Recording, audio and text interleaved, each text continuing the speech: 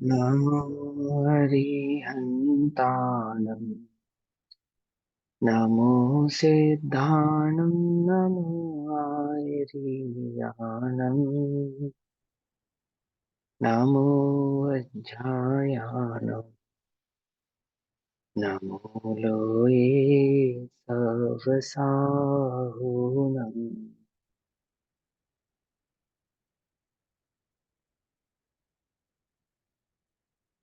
तच्चयति परं ज्योतिः समं समस्तैरनन्तपर्याये दर्पणतल इव सकला प्रतिफलित पदार्थमालिका यत्र।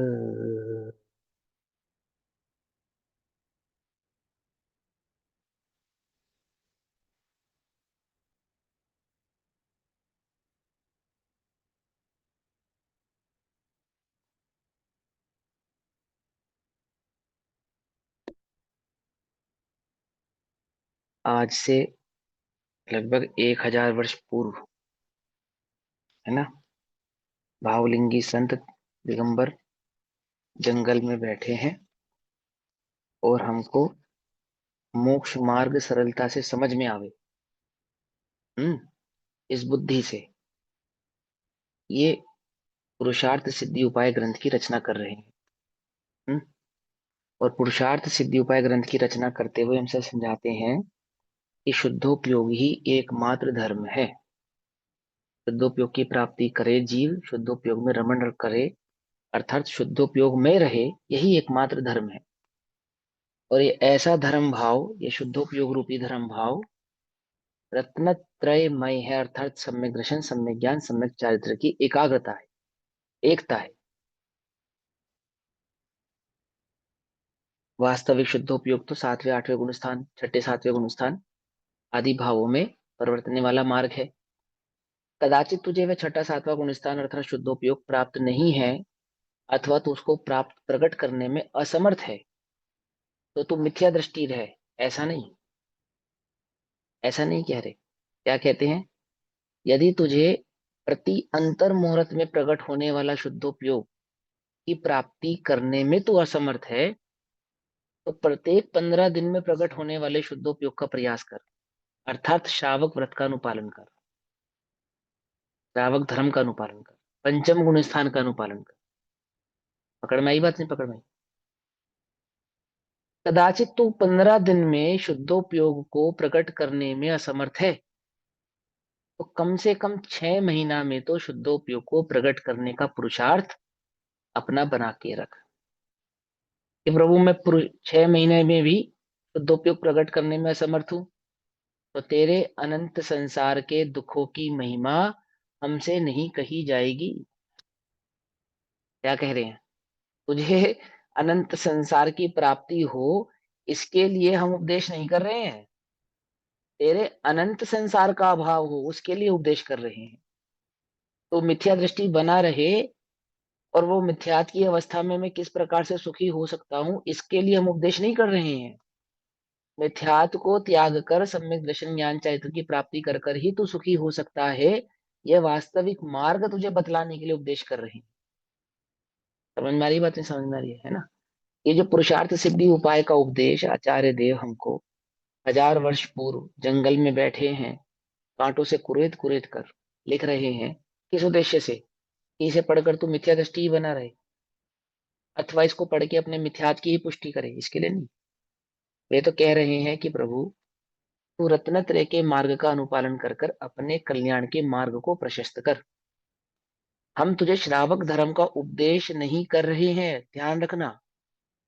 हम तुझे श्रावक धर्म का उपदेश नहीं कर रहे हैं, हम तुझे मुनि धर्म का उपदेश कर रहे हैं। तू मुनि धर्म को प्रकट करने में असमर्थ है, तो तुझे बतला रहे हैं कि उस मुनि धर्म को प्रकट करने की सामर्थ्य कैसे प्रकट होती है, वो बतला रहे हैं इस श्रावक धर्म के माध्यम से। क्या कह रहे हैं? श्रावक धर्म में बना रहूं, वहां संतुष्ट हो जाऊं, उसके लिए नहीं।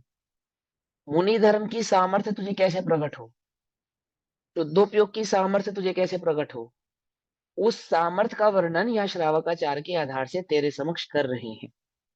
पकड़ में आती है बात? नहीं पकड़ में आती? हम्म? इस श्रृंखला में सम्यक चारित्र अधिकार के अंतर्गत श्लोक नंबर 39 की चर्चा अपनी चल रही है।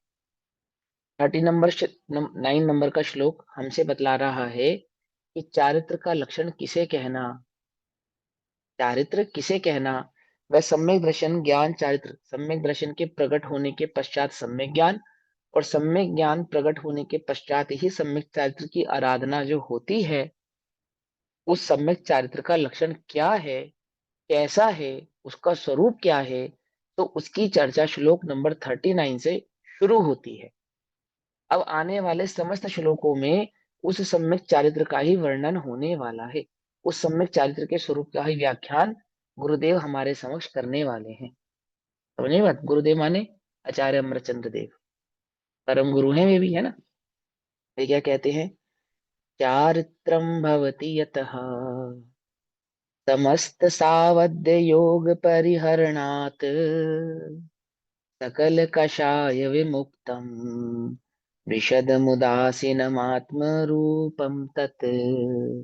अर्थात कारण कि वह चारित्र समस्त पाप युक्त मन, समस्त पाप युक्त वचन और समस्त पाप युक्त काय के त्याग से, अर्थात आपका मन पाप मुक्त होना चाहिए, मुक्त।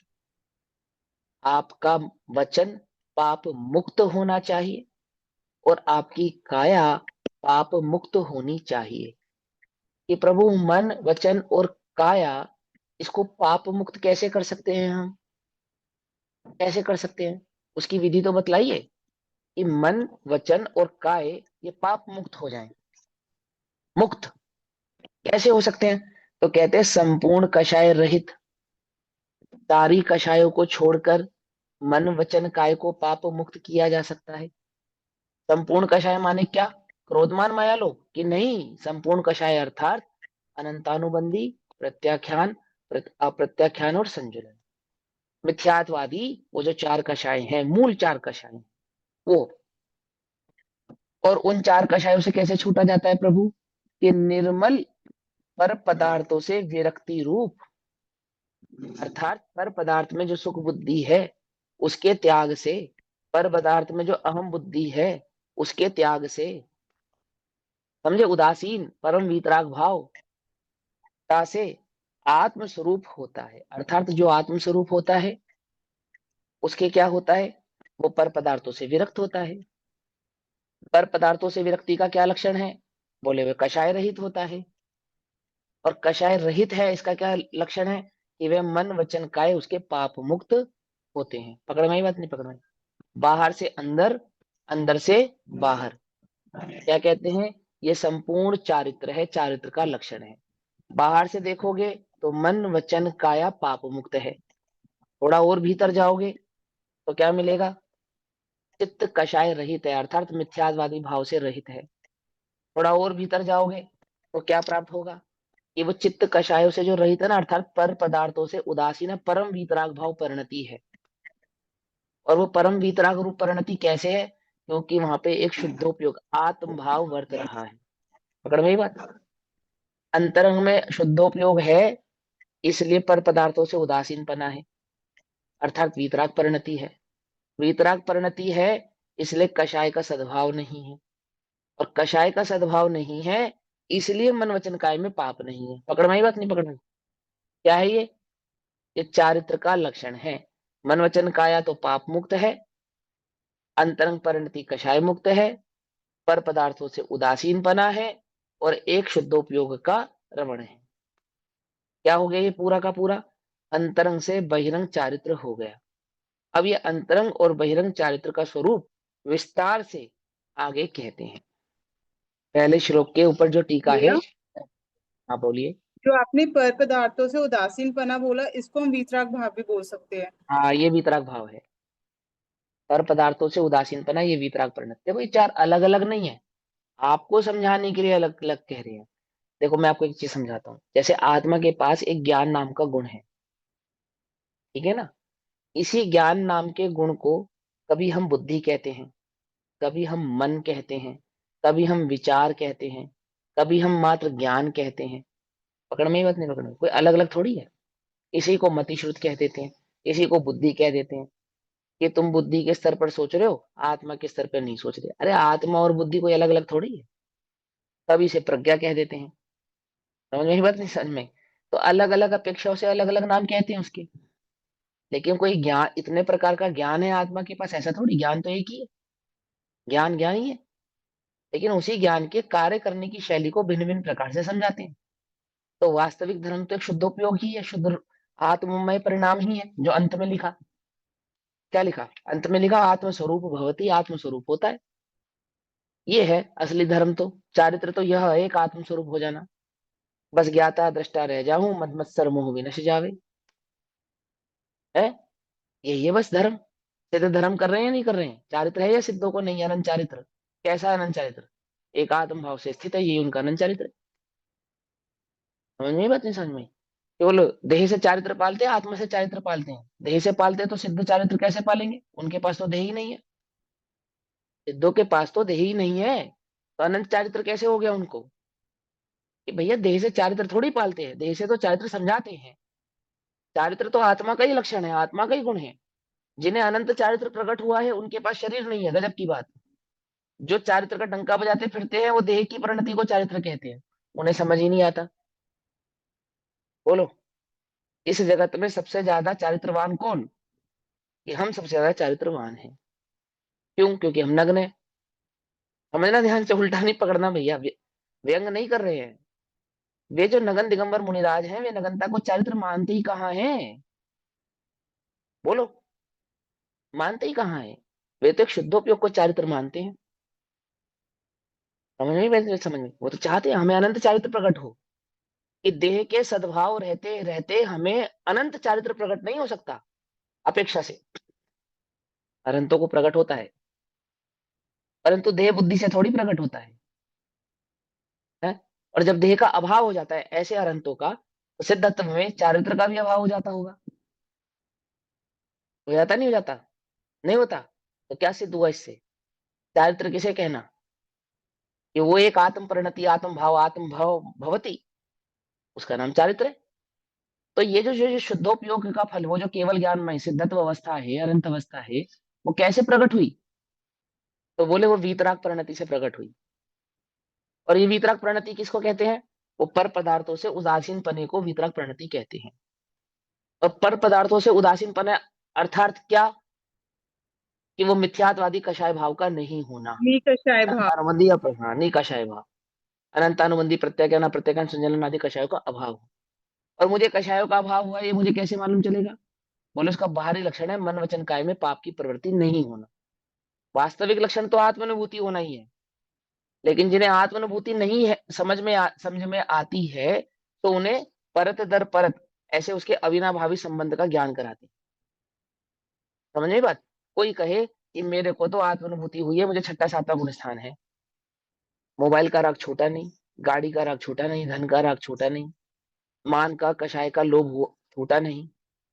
दुनिया मुझे जाने, मेरे नाम के पर्चे छपे, सारा जगत मुझे पहचाने, प्रशस्तियों पे मेरा नाम लिखा रहे, सारी दुनिया मेरे आगे पीछे घूमे। क्या कहा? कुछ बात समझ में नहीं आ रही है? चारित्र आदि के जो बहिरंग चारित्र है उसका दोष मिटा नहीं, पर दुनिया मुझे छठे सातवें गुण स्थान का व्रती हूँ पहचाने। बोले भैया सुनो सुनो सुनो सुनो, छठे सातवें गुण स्थान वर्ती हो, यदि इसका लक्षण बहिरंग से भी पहचानना है, ध्यान से सुनो, तो मन वचन काय में पाप प्रवृत्ति नहीं होनी चाहिए। क्या कहा? यदि बहिरंग लक्षण ही जानना है तो, कि नहीं मुझे शुद्ध उपयोग हुआ है ना, वो तो आत्मभाव है। बोले वह आत्म भाव के सहभावी भाव है। मन वचन काय में पाप प्रवृत्ति का नहीं होना, वो सहभावी भाव है उसका। यदि मन वचन काय में पाप प्रवृत्ति है और तू कहे कि मैं शुद्धोपयोगी हूं, बोले ऐसा होता नहीं है। साधु के तो होता ही नहीं। क्या कहा? पंचम गुणसानवर्ती श्रावक के भी वह परिणति होती नहीं है। क्या पंचम गुणसानवर्ती श्रावक की बात चलेगी? अव्रती श्रावकों की बात नहीं चलेगी। ध्यान रखना। या उस श्रावक की बात नहीं चलेगी जो सीता के लिए रो रहा है और 6 खंड के लिए लड़ रहा है। ध्यान से पकड़ना, उल्टा मत पकड़ना। या किस श्रावक की बात चलेगी? वो जिसका चित्त एकमात्र शुद्धोपयोग के लिए प्रेरित हुआ है।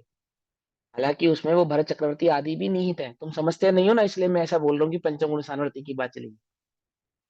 वो सम्यक दृष्टि, उसका चित्त तो एकमात्र शुद्धोपयोग की प्राप्ति के लिए ही ललकार रहा है उसको अंदर से। वही ललक है उसे, दूसरी कोई भाव नहीं है, दूसरी कोई उपयोग नहीं, उसका चित्त नहीं है। तुम्हें भले ही दिखता हो ऐसा कि नहीं नहीं भैया उसको तो अन्य भाव भी है, अन्य भाव कुछ नहीं है भैया उसे। उसे तो एकमात्र निज चैतन्य ज्ञायक भाव के सिवा कुछ नहीं सुहारा। वो जो जितना भी वो प्रवृत्ति हो रही है ना, सब दुखमय है। बुखार है बुखार। क्या कहा? बुखार है। तुम्हें बुखार होता है? यहाँ होता है। क्या करते हो? आराम करते हैं। आराम करना चाहते हो कि चाहते तो नहीं है, तो क्यों करते हो? क्यों करते हो? कि नहीं, एक दिन के आराम नहीं करेंगे तो 3 दिन आराम करना पड़ेगा, और 3 दिन आराम नहीं करेंगे तो 1 महीना आराम करना पड़ेगा, और 1 महीना आराम नहीं करेंगे तो 1 वर्ष आराम करना पड़ेगा। मुझे वो 1 वर्ष आराम ना करना पड़े, इसके लिए एक दिन आराम करता हूँ। कुछ बात समझ में आई या नहीं समझ में? पकड़ में आती है बात, नहीं पकड़ में आती है? एक दिन आराम क्यों करता हूँ? कि मुझे वो 1 वर्ष का दुख नहीं झेलना। छोटा रोग मिटाना है। क्यों? ताकि वह बड़ा ना हो जाए। तुम्हें क्या लगता है मैं आराम करने के लिए लेटा हूँ? मैं कल दौड़ सकूं इसके लिए लेटा हूँ। क्या कहा? या कुछ फर्क है? नहीं फर्क? पकड़ में आती है? वो जो कषाय की प्रवृत्ति तुम्हें दिख रही है, उसके अंतरंग से पूछो वो क्या चाहता है। कब धन्य सो अवसर पाऊं जब निज में ही रम जाऊं। छल ग्रहण मत करो। समझ में आ रही है बात? तो क्या कहते हैं, वास्तविक लक्षण तो आत्म भाव है, अनंत चारित्र भाव है। उस अनंत चारित्र भाव का जो ऊपरी लक्षण है वो निकषय परिणाम है। निकषय अर्थात उदासीनता, उदासीनता अर्थात पर पदार्थ में अहमपना नहीं होना। बोलो भैया, तुम्हें कषाय है या नहीं है? कि देखो मैं कोई क्रोध नहीं कर रहा, पर पदार्थ में अहमपना, द्रव्यलिंगी क्रोध कर रहा है या नहीं कर रहा? बोलो। द्रव्यलिंगी क्रोध मान माया लोभ, 4 कषायों में से कौन सी कषाय कर रहा है? और आचार्य कहते हैं चारों है उसके पास। क्रोध भी है, मान भी है, माया भी है, लोभ भी है। बोले क्यों? बोले पर पदार्थ से अहमपना छूटा नहीं है। समझ में आई बात? नहीं समझ में? अहमपना छूटे वो है, वो उसको कहते हैं क्या? पर पदार्थ का उदासीनपना। और वह पर पदार्थ का उदासीनपना है, उसका क्या लक्षण है? वो निकषाय परिणाम है, उसका क्या लक्षण है? कषाय नहीं है चित्त में। बोले मन वचन काय की पाप परिणति नहीं होनी चाहिए। पहला लक्षण, मन वचन काय की परिणति में पाप नहीं होना चाहिए। फिर अंदर आओ, दूसरा लक्षण निकषाय परिणति होनी चाहिए। तीसरा लक्षण उदासीनता वितराग परिणति। और चौथा वो शुद्धोपयोग भाव। समझ में आई? अब उसका विस्तार कहते हैं, क्या कहते हैं सुनो ध्यान से। तभी ध्यान से समझना, नहीं समझ में आए तो पूछना। समस्त पाप सहित मन वचन काय। समस्त पाप का अर्थ क्या है? कि हिंसा झूठ चोरी कुशील परिग्रह, है ना? तो हिंसा, वास्तविक हिंसा तो द्रव्य हिंसा और भाव हिंसा दोनों निहित है उसके अंदर। हिंसा जो प्रकट होती है, जो प्रकट हिंसा है, वो उसका वास्तविक लक्षण मिथ्यात्व है। सबसे बड़ा पाप लोभ, और लोभ पाप का बाप वो ना, और पाप का दादा वो मिथ्यात्व। ये तुमने बाल बोध में पढ़ाई था। तो जब हम तुमसे पाप कह रहे हैं, तो वह सर्वप्रथम फर्स्ट नंबर पे हम जिसको काउंट कर रहे हैं वो मिथ्यात्व है। उसके पश्चात जिसको काउंट कर रहे हैं वो लोभ है। उसके पश्चात जिसको काउंट कर रहे हैं वो हिंसा झूठ चोरी कुशील और परिग्रह। मात्र हिंसा झूठ चोरी कुशील परिग्रह का काउंट नहीं कर रहे हैं हम। पकड़ में आ रही नहीं पकड़ में आ रही बात? तो क्या कहते हैं समस्त, जब हम कह रहे हैं समस्त, तो समस्त कहने का तात्पर्य है वो मिथ्यात्व लोभ और 5 पाप। हम्म।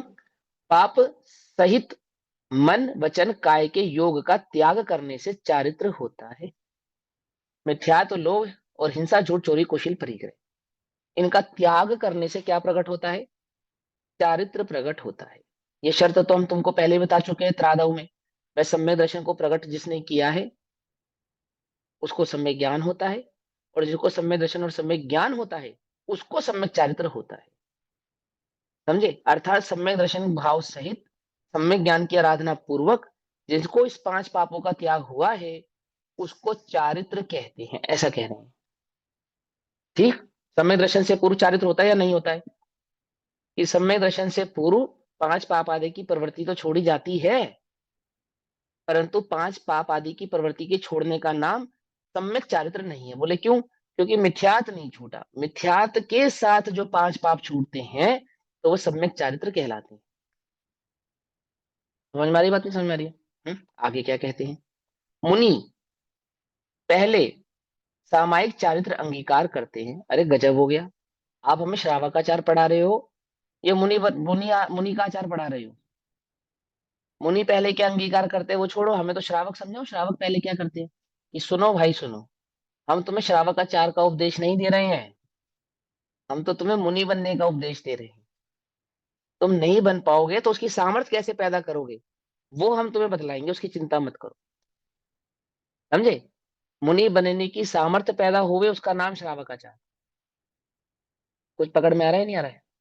धर्म की प्ररूपणा दो प्रकार की है, धर्म दो प्रकार का नहीं है। ऐसे ही चारित्र की प्ररूपणा दो प्रकार की है, परंतु चारित्र दो प्रकार का नहीं है। क्या कहा? समझ में आई बात, नहीं समझ में? चारित्र की प्ररूपणा श्रावक और मुनि, ऐसे श्रावक और मुनि जिसको कहते हैं अनगार और सागार। ठीक है, इसको श्रावक और मुनि, श्रावक धर्म और मुनि धर्म को सागार और अनगार ऐसा कहते हैं। अर्थात आगार सहित और आगार रहित। आगार माने छूट, जिसमें कुछ पापों की आपने छूट ली है और जिसमें किसी भी पाप की आपको छूट नहीं है। सागार अनगार तो क्या कहते हैं? वो चारित्र दो प्रकार का है क्या? कि चारित्र दो प्रकार का नहीं है, चारित्र की प्ररूपणा दो प्रकार की है। तो सबसे पहले तो हम तुम्हें वास्तविक चारित्र बतलाएंगे। वास्तविक चारित्र किसको कहते हैं? कि शुद्धोपयोग को कहते हैं। वो शुद्धोपयोग किसको होता है? कि वो मुनिराजों को होता है ना? तो वो मुनिराजों को होने वाला जो शुद्धोपयोग है, इसलिए हम पहले मुनिराज की चर्चा कर रहे हैं, फिर तुमको उसकी सामर्थ्य प्रकट होवे उसकी चर्चा करेंगे। ठीक है ना? तो अब आचार्य श्री यहाँ पे जब सम्यक चारित्र का वर्णन कर रहे हैं, तो वो ये बात तो तुमको समझा ही चुके कि सम्यक दृष्टि के, और मैंने सम्यक दर्शन और सम्यक ज्ञान के पश्चात की चर्चा चल रही है। तो तुम क्या नहीं करना? छल ग्रहण नहीं करना। समझे? चलो अब पढ़ते हैं क्या कहते हैं, सुनो। मुनि पहले सामायिक चारित्र अंगीकार करते हैं। सामायिक चारित्र का मतलब क्या होता है? सामायिक चारित्र का क्या मतलब होता है? शुद्धोपयोग। हाँ, शुद्धोपयोग होता है। और फिर जब इसको विस्तार करेंगे, इस शुद्धोपयोग भाव को विस्तृत करेंगे, तो इसमें 5 पाप का त्याग भी आएगा, 28 मूल गुण भी आएंगे, 22 परिचय भी आएंगे, सारे भाव आएंगे। घरस्थपना त्याग कर मुनिधर्म अंगीकार कर कर ये सारा का सारा भाव उसके अंदर निहित हो जाएगा। और इस सारे समग्र भाव को क्या बोलेंगे? शुद्धोपयोग। हलवा क्या है? हलवा कि सही तापमान पर भुने हुए, घी में भुने हुए, देसी घी में भुने हुए, है ना, आटे और क्या नाम है, शक्कर और मेवा के मिश्रण का नाम है हलवा। क्या कहा? कुछ बस समझ में ही नहीं? क्या क्या शर्तें लगाई उसके अंदर? सही तापमान पर देसी घी में भुने हुए आटे में मिश्रित शक्कर और मेवा के मिश्रण का नाम है हलवा। सामायिक चारित्र किसका नाम है? वो शुद्धोपयोग का नाम है हलवा। एक पूरा एकाग्र कर दिया हलवा, तो पूरा एकाग्र भाव क्या कर दिया? शुद्धोपयोग का नाम सामायिक चरित्र है। वो सामायिक चरित्र किसको कहना? कि जो गृहस्थपना त्याग कर मुनिपना अंगीकार करके 5 महाव्रत धारण कर कर, समझ में आई बात, 22 परिचय आदि 7 निर्दोष 28 मूल गुणों का पालन करते हुए शुद्धोपयोग में प्रवृत्ति करते हैं, उसका नाम है सामायिक चारित्र। पकड़ में आई बात या नहीं? पकड़ में आई है ना? ऐसा तो क्या कहते हैं देखो, मुनि पहले सामायिक चारित्र अंगीकार करते हैं, तब ऐसी प्रतिज्ञा करते हैं। क्या प्रतिज्ञा करते हो सामायिक चारित्र के अंदर? अहम सर्व सावध्य योग विरत विरतोस्मि, अर्थात मैं सर्व पाप सहित योगों का त्यागी हूं। अर्थात मैं मन और वचन और काया से किसी भी प्रकार का पाप कार्य नहीं करूंगा।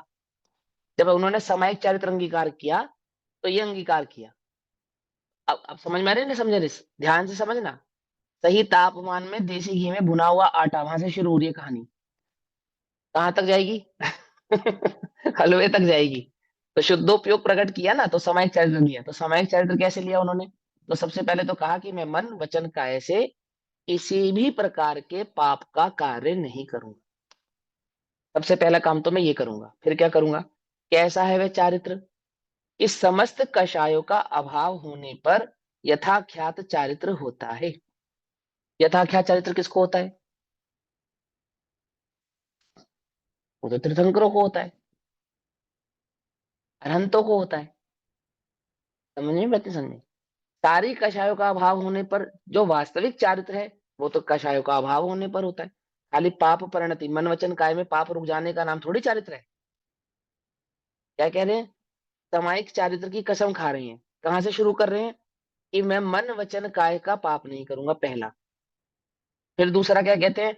कि सभी प्रकार की कषायों का अभाव होने का नाम तो यथाज्ञात चारित्र है। तथा कैसा है? विशदम, निर्मल है। वह चारित्र भाव कैसा है जिसकी मैंने सौगंध खाई है, जिस चारित्र को अंगीकार करने की? एक, पहला तो मैं मन वचन काय से पाप नहीं करूंगा। दूसरा, चारों ही कषाय का अभाव करूंगा। पकड़ में ही बात नहीं? पकड़ में ही। और अब तीसरा भाव क्या कह रहे हैं वहां पे? चारों ही प्रकार की कषायों का अभाव करने के पश्चात, कि वो चारों ही कषायों का अभाव करने के पश्चात वो जो भाव है, वो जो परिणति है, वो कैसी है? निर्मल है। निर्मल है। अरे बस में निर्मल है। निर्मल है अर्थात आत्म सरोवर। आत्म सरोवर अर्थात जैसे, जैसे गर्मी में, तपती तपती गर्मी में अगर सरोवर मिल जाए तो पशु पक्षी मनुष्य जानवर सब कहाँ जाते हैं? उस सरोवर में डुबकी लगाते नहीं लगाते हैं? ऐसे ही कषाय की तपिश का अभाव करने के लिए, कषायों का अभाव करने के लिए, कषाय कैसी है? जो दुख रूप है, ताप रूप है, उस ताप का अभाव करने के लिए कहाँ डुबकी लगाते हैं? कहाँ डुबकी लगाते हैं? आत्म सरोवर में। ऐसे गर्मी का अभाव करने के लिए तुम एसी चलाते हो? क्यों? ठंडे ठंडे पानी से नहाते हो? पुराने जमाने में तो नदी तालाब में नहाते थे, अथवा पर्दा गीला गीला खस के पर्दा गीला करके तो वो चलाते थे। फिर कूलर पंखे आ गए, अब एसी आ गया। आगे नहीं आ गया? लेकिन मुनिराजों के पास अनादिकाल से ताप को मिटाने का एक ही उपाय है। क्या? संसार रूपी ताप को मिटाने का वो एक उपाय, उसका नाम क्या है? आत्म सरोवर, जिसमें उन्हें डुबकी लगानी है। और अनंत काल तक एक ही उपाय रहने वाला है, दूसरा उपाय नहीं। दूसरा उपाय नहीं। क्या है वो उपाय? आत्म सरोवर। तो क्या कहते हैं? आत्म सरोवर कषाय रूपी कीचड़ से मैला था। वह आत्मा, यहाँ आत्मा को कहने मैंने वो उपयोग भाव को समझा रहे हैं ना। कषाय रूपी कीचड़ से मैला था, कषाय का अभाव होने पर सहज ही निर्मलता हो गई। कषाय कैसी है? निर्मल है। कषाय कैसी है? मैली है। और मैल का अभाव होने पर आत्मा कैसा हो गया? निर्मल हो गया। स्वभाव किसका समझा रहे हैं? चारित्र का। क्या कहकर? कि मन वचन काय की परिणति में पाप नहीं होना। और मन वचन काय की परिणति में पाप नहीं होना मतलब क्या? कि कषाय नहीं होना। कषाय नहीं होने का मतलब क्या? कि आत्मा के परिणाम का, आत्मा के उपयोग का, आत्म भाव का निर्मल होना, मैल रहित होना। तथा कैसा है? उदासीन। वो चारित्र का और दूसरा क्या लक्षण है? कैसा है वो चारित्र? उदासीन। उदासीन अर्थात पर द्रव्य से विरक्ति स्वरूप है। अर्थात पर द्रव्य में अहम पना नहीं है। समझे? क्या नहीं है पर द्रव्य में? विरक्ति रूप है, विरक्त है। विरक्त है अर्थात जैसा हम करेले से विरक्त है ऐसा विरक्त नहीं।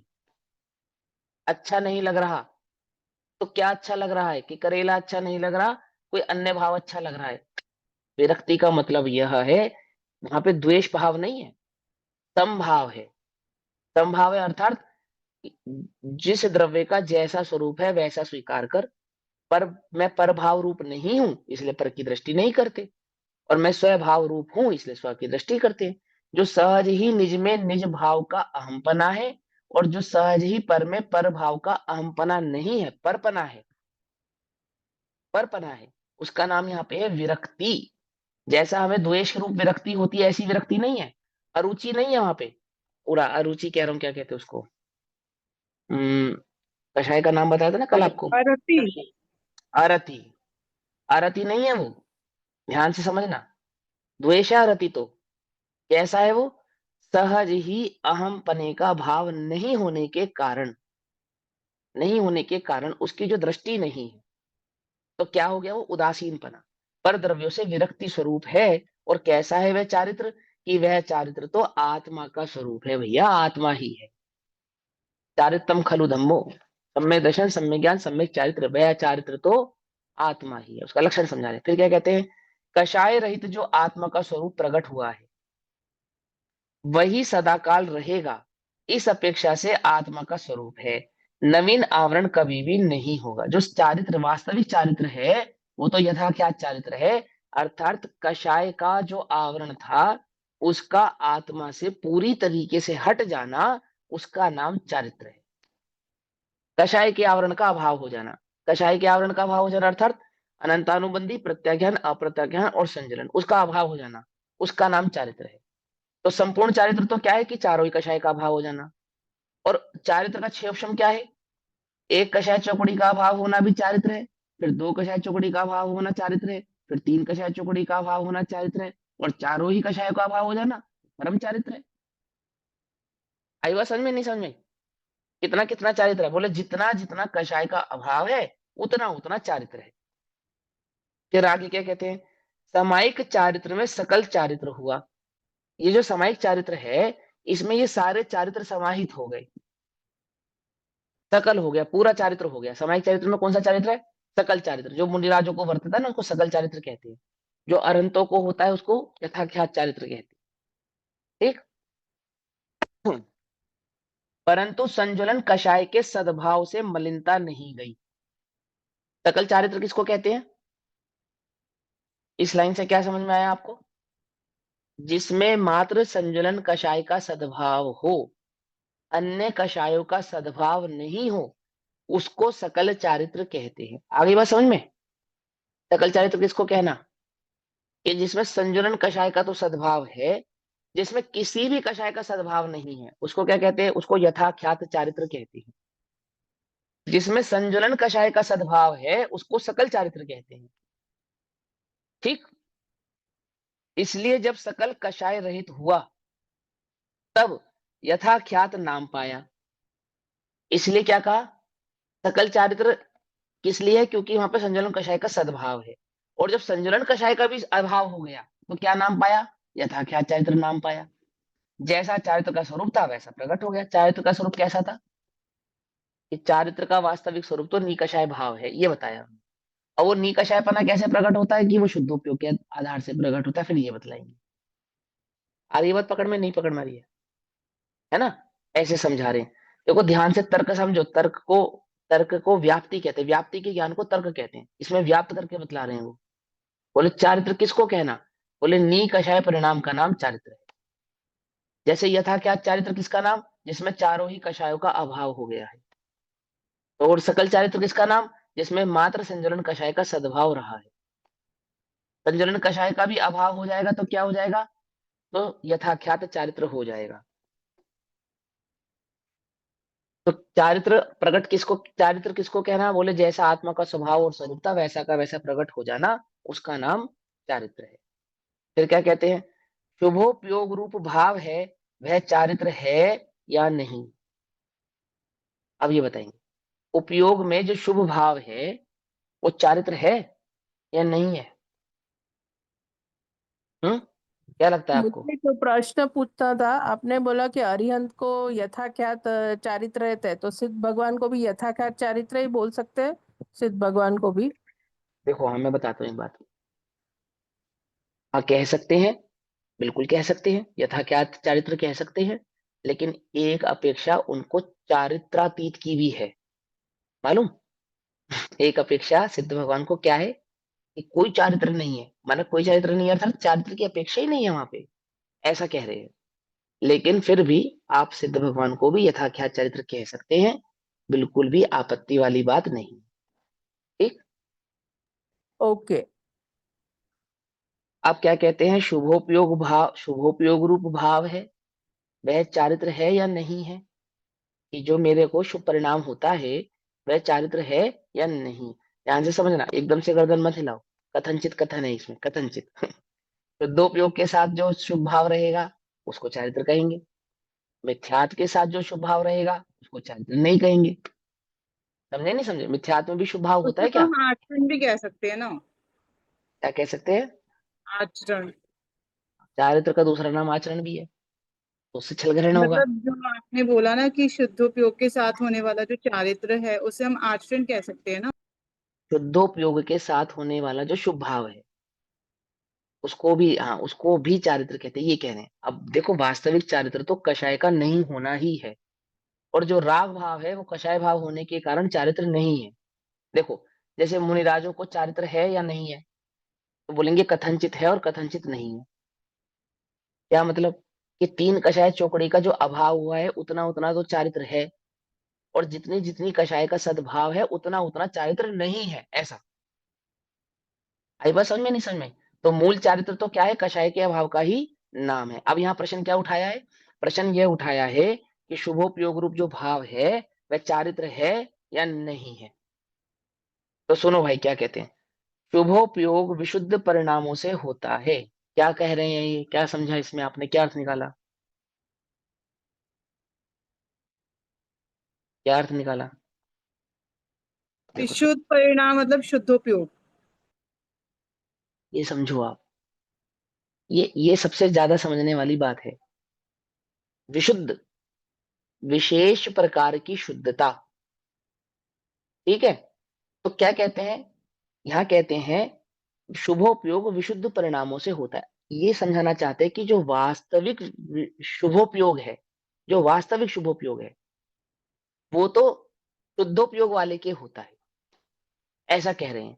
इसका क्या प्रमाण है? ये कौन कह रहा है? ये यहाँ पे टीका लिखने वाले पंडित टोडरमल जी है। और ग्रंथ के रचयिता कौन है? आचार्य अमृतचंद। आचार्य अमरचंद्र देव ग्रंथ के रचयिता है। यही आचार्य अमरचंद्र देव ने एक टीका लिखी है प्रवचन सार जी में।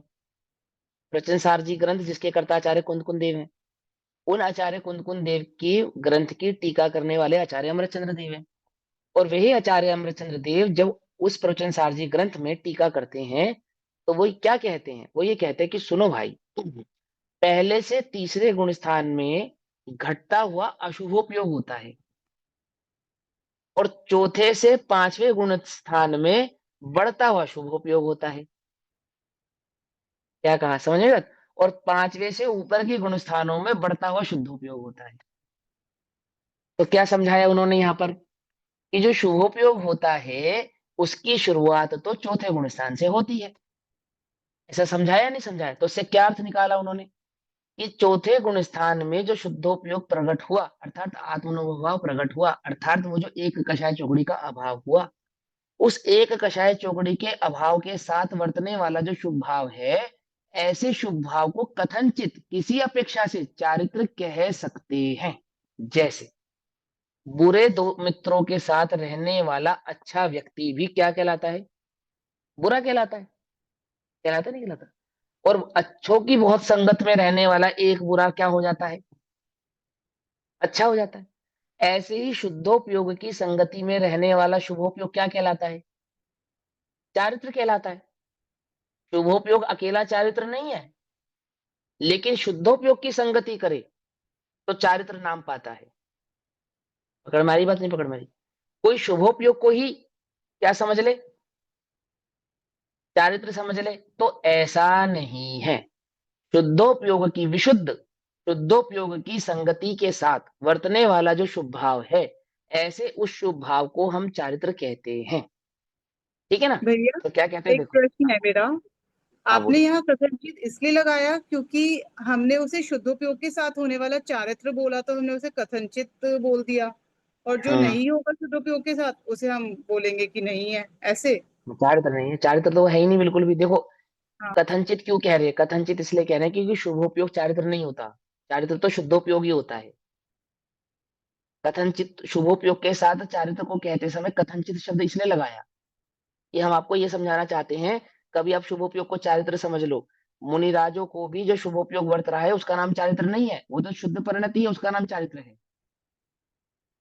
समझे नहीं समझे? श्रावक को भी जो शुभ परिणाम वर्त रहा है उसका नाम चारित्र नहीं है। उस शुभ परिणाम में जितना जितना शुद्धोपयोग भाव, शुद्ध परिणति का भाव है, उसका नाम वहां पर चारित्र है। समझ में? बत नहीं समझ में? देखो सुनो, एक बात समझाता हूँ। मोह कितने प्रकार का है? 2 प्रकार का, दर्शन मोह, चारित्र मोह। चारित्र मोह का अर्थ क्या होता है? जो चारित्र प्रकट ना होने दे उसका नाम चारित्र मोह। ये बात सीधा सीधी सी बात है ना, बहुत सिंपल सी बात है। हम किसकी चर्चा कर रहे हैं? चारित्र की चर्चा कर रहे हैं। चारित्र को नहीं प्रकट होने देने वाला कौन सा भाव है? चारित्र मोह है। तो चारित्र मोह का अभाव हुए बिना चारित्र प्रकट हो सकता है क्या? प्रश्न। नहीं हो सकता। तो ये चारित्र मोह कितने प्रकार का है? 4 प्रकार का है। पहले नंबर के चारित्र मोह का नाम क्या है? अनंतानुबंधी। अनंतानुबंधी के अभाव हुए बिना चारित्र प्रकट हो सकता है क्या? नहीं हो सकता, सिंपल। और फिर दूसरे दूसरे मोह का नाम क्या है? चारित्र मोहिनी में दूसरे मोह का नाम क्या है? अप्रत्याख्यान। फिर तीसरे का प्रत्याख्यान, फिर चौथे का संजलन। तो वो जो चारित्र मोहिनी का जो आवरण करने वाली कषाय है, चारित्र का आवरण करने वाला जो चारित्र मोह है, उस आवरण के अभाव हुए बिना हम उसे चारित्र प्रकट हुआ कैसे कहें? बोलो। चारित्र प्रकट हुआ, प्रकट कैसे कहें उसको? प्रकट होने के लिए तो आवरण का अभाव होना चाहिए। ज्ञानावरण, आवरण हटे बिना ज्ञान प्रकट हुआ क्या? दर्शनावरण, आवरण हटे बिना दर्शन प्रकट हुआ क्या? तो चारित्र का आवरण हटे बिना चारित्र कैसे प्रकट हो जाएगा? बताओ जरा। आवरण हटना चाहिए नहीं हटना चाहिए? तो वहां आवरण किसका नाम है? कि चारित्र मोहिनी के 4 आवरण है। जितना जितना आवरण हटा उतना उतना चारित्र प्रकट हुआ कहा जाएगा। एक बात। दूसरी बात, यदि हम शुभोपयोग को चारित्र मानेंगे तो जिनको सकल चारित्र, जिनको अनंत यथाख्यात चारित्र प्रकट हुआ है, उनको भी शुभोपयोग मानना पड़ेगा। क्यों? क्योंकि उनको चारित्र प्रकट हुआ है ना, और शुभोपयोग भी चारित्र है। तो उन अरहंतों को और उन सिद्धों को भी आप शुभोपयोगी मानो। सिद्धोपयोगी तो है वे तो हम मानते हैं, परंतु शुभोपयोगी मानो। क्यों माने? क्योंकि शुभोपयोग भी चारित्र है। क्योंकि शुभोपयोग भी चारित्र है और उनको अनंत चारित्र प्रकट हुआ है, तो उनके उपयोग में शुभ भाव भी होना चाहिए। होना चाहिए या नहीं होना चाहिए? बोलो। तो बोलो फिर सिद्धि कैसे करेंगे? अरिहंतों के और सिद्धों के शुभ भाव की सिद्धि कैसे करेंगे बताओ? और शुभ भाव वो तो राग है, और जो राग है वहां वीतरागता कैसी? कुछ समझ में आ रहा है? नहीं, बड़ी गड़बड़ हो जाएगी। इसलिए कथनचित है, शुभोपयोग को चारित्र कहना कथनचित है, क्योंकि वास्तव में शुभोपयोग चारित्र नहीं है। समझ में आ रहा है नहीं समझ में आ रहा है? यदि शुभोपयोग चारित्र हो तो सिद्धों को भी हो, अरहंतों को भी हो। और वहां शुभोपयोग की जैसी आपने स्वीकृति की, राग की स्वीकृति हो जाएगी। तो वे परम वीतरागी कैसे कहलाएंगे? और जो वीतरागी नहीं है वो सर्वज्ञ कैसे? क्योंकि वीतरागी हुए बिना सर्वज्ञता नहीं आती, ये समझ लो आप ध्यान से। सर्वज्ञता लक्षण बाद का है, वीतरागता लक्षण पहले है। क्या कहा? हाँ, नहीं हो सकता।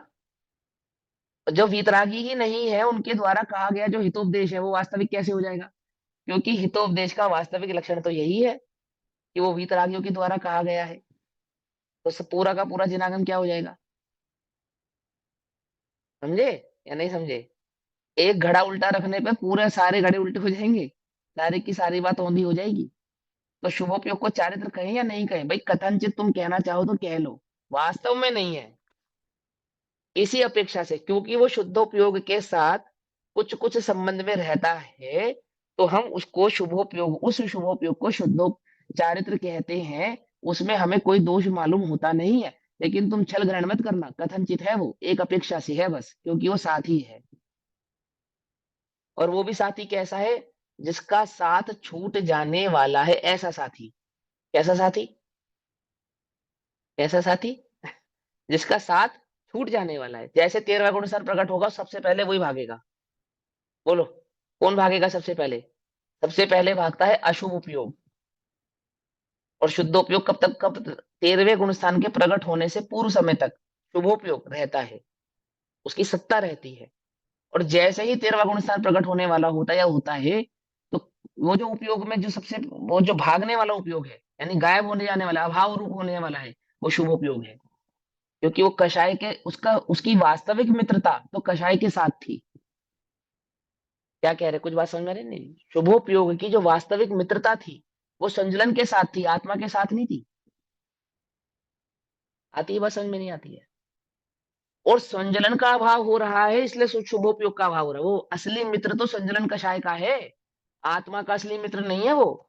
आत्मा का असली मित्र तो आत्मा का शुद्धोपयोग अर्थात वीतराग परिणति है, जिसका कभी अभाव होता नहीं है।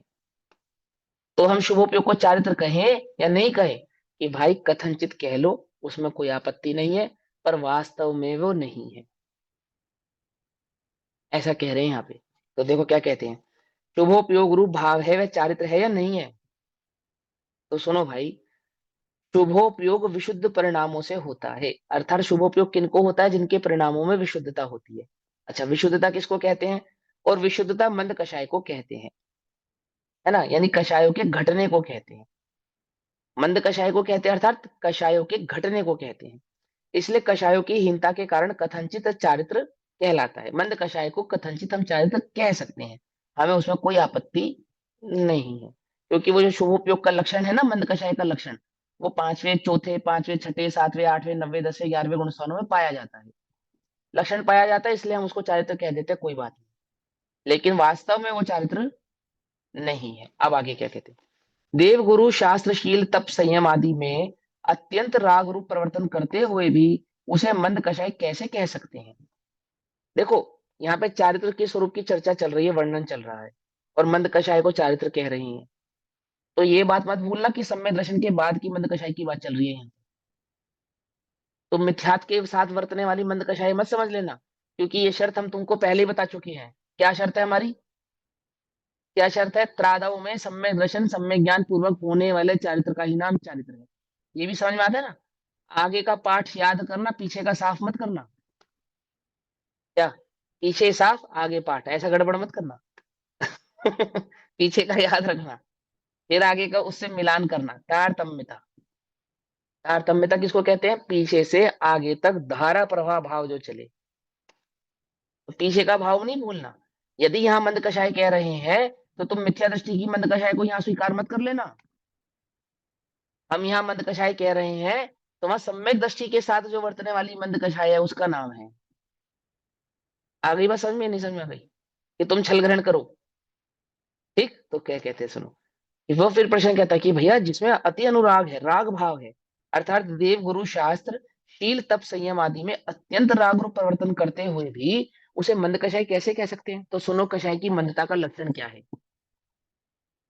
विषय कषाय आदि के राग की अपेक्षा तो वह मंद कषाय ही है। यदि हम उसको अशुभ से कंपेयर करें, मैंने कल भी समझाया, पहले भी समझाया आपको, यदि अशुभ से कंपेयर करें तो वो मंद कषाय ही है, पहले भी समझा ना। आप यहाँ शास्त्र स्वाध्याय कर रहे हैं, ये मंद कषाय है।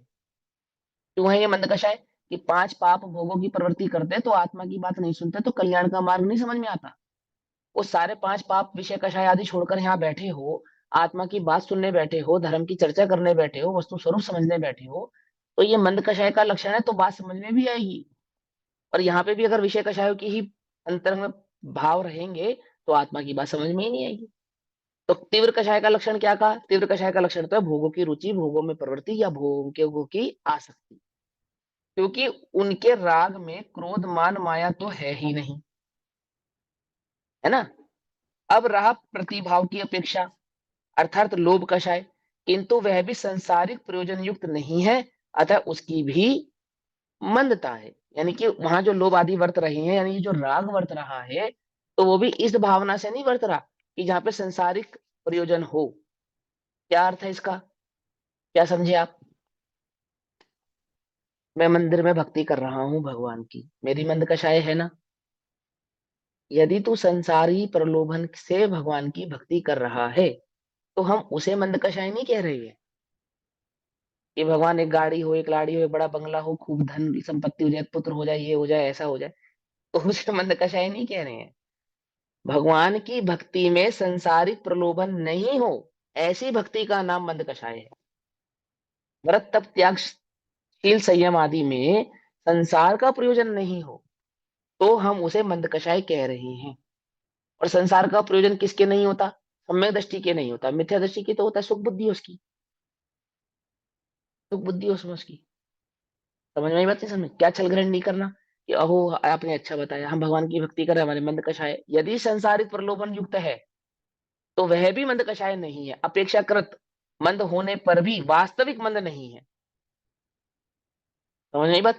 तो क्या कहते हैं, अब रहा प्रतिभाव की अपेक्षा लोभ कषाय, किंतु वह भी संसारिक प्रयोजन युक्त नहीं है। संसार का किसी प्रयोजन को सिद्ध करना हो इसके आधार से नहीं।